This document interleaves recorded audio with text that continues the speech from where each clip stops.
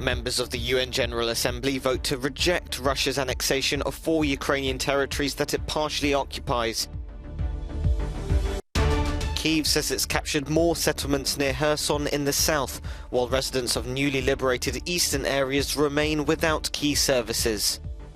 The EU agrees to start joint gas purchases before next summer, as President Putin blames the energy crisis on the West.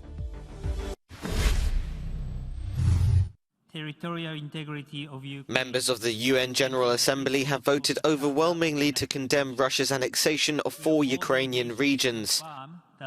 It's the strongest show of support yet for Ukraine from the UN body, calling on Russia to reverse its actions. 143 countries voted for the measure, with only 5 against amid 35 abstentions. A UN member state, one with a permanent seat on the Security Council, has attempted to annex territory from its neighbor by force. This UN member state has not only put its neighbor in its crosshairs, but also put a bullseye in this institution's core principle: one country cannot take the territory of another by force. Despite a major US diplomatic effort to bolster support for the motion, 35 countries, including India and China, abstained. Russia's ambassador to the UN said, "The West is completely deaf to the problems of the global South and calls to finally address them. All efforts are thrown at promoting the Ukrainian narrative, but not for the sake of the country's well-being, only in an attempt to harm Russia." Last month, Russia formally announced the annexation of 4 partially occupied provinces of eastern and southern Ukraine. Voters in Donetsk, Luhansk, Kherson and Zaporizhia had, according to Moscow, overwhelmingly backed joining Russia, but Kyiv and its Western allies rejected the referendums as meaningless and illegal. Ukraine's army claims to have made more territorial gains near the strategically vital southern city of Kherson. A military spokesman said it had taken back 5 local settlements from Russian forces in the last 24 hours. Meanwhile, in the once-occupied eastern city of Izium, residents are having to queue for humanitarian aid. Gas and running water are still cut off, several days after Russian troops were driven from the area. We need food. We took bread because we have no bread. We have no money to buy it. We try to prepare firewood, we warm the windows, we cover everything. I want to warm up. But for others, the only option is to leave. The city of Zaporizhia, the center of one of the 4 regions annexed by Russia, has taken a pounding from Moscow's missiles recently. Meanwhile, hundreds of lorry drivers are having to wait for ferries to cross into Crimea due to Saturday's blast, which caused the partial collapse of the bridge linking the occupied territory with Russia. While traffic for passenger cars and trains has resumed, freight transport is still disrupted.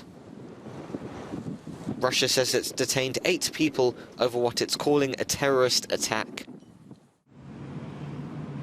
Authorities in Russia have taken another step to control the country's internet and social network use. Its financial monitoring agency has now added US giant Meta, the parent company of Facebook, Instagram and WhatsApp, to its list of terrorist and extremist organizations.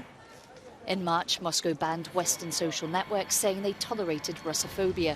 However, these sites are important sources for advertisement and sales in the country, and people turn to VPNs to access them.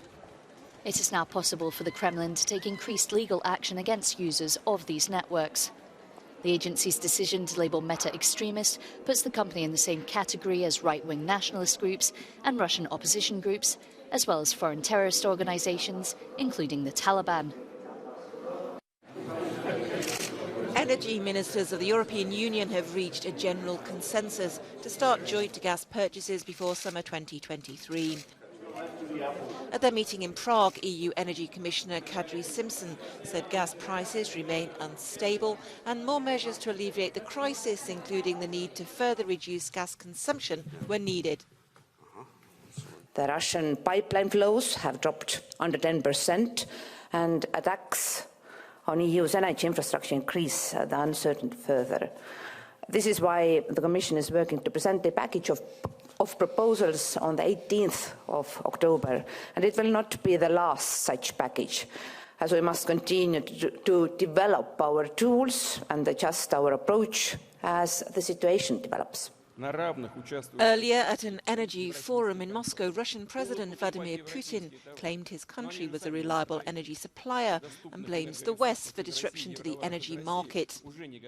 It's in the EU's court to resolve the crisis, he said.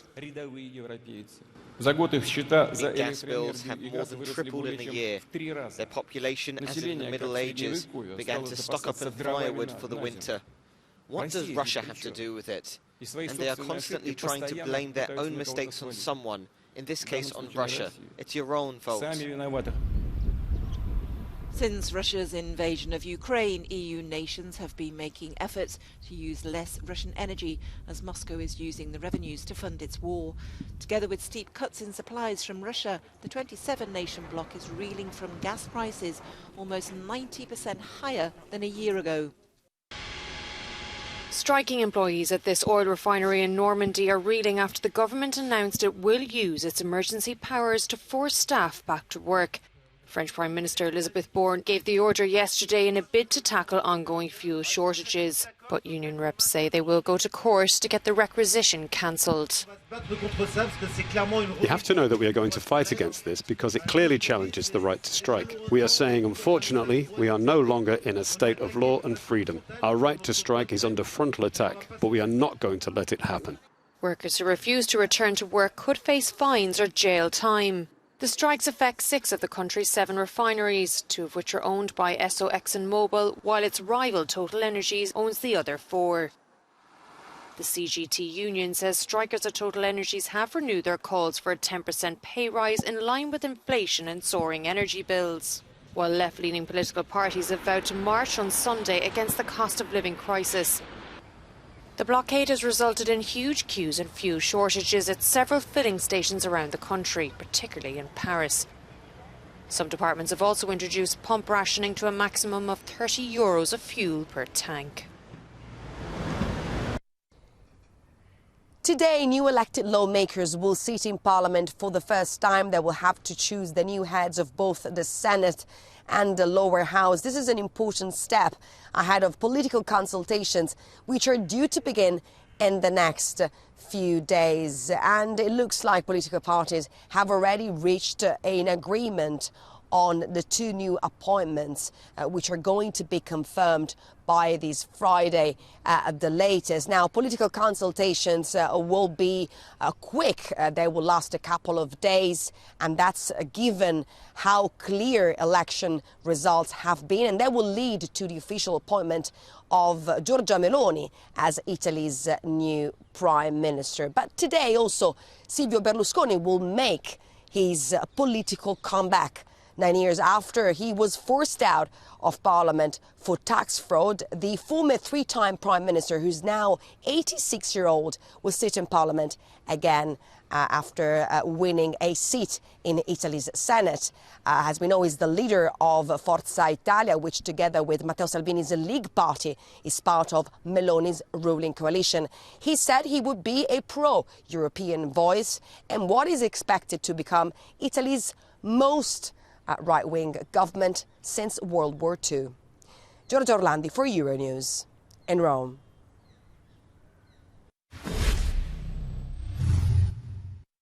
Women in Kosovo showed solidarity with protesters in Iran by cutting off locks of their hair at a gathering on Wednesday. It follows comments made by Tehran's Supreme Leader Khamenei, claiming that the protests had been infiltrated by elements of enemy. Demonstrations continued in several Iranian cities as the country enters its 4th week of unrest since the death of a 22-year-old woman in police custody. The world's first space tourist wants to go back, only this time he signed up for a spin around the moon on board Elon Musk's Starship. 82-year-old Dennis has caught the space bug.